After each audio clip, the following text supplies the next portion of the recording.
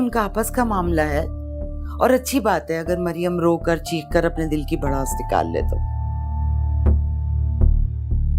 जब से होश में आई है चीख ही रही है, रो ही रही है, अब तक खामोश तो नहीं हुई वो।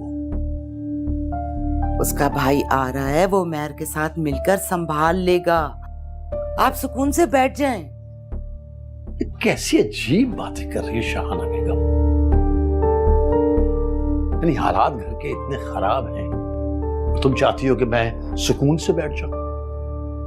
अच्छा, इसके अलावा हम क्या कर सकते हैं? बताएं ना, क्या कर सकते हैं? इसलिए खामोशी बेहतर है, बैठ जाएं।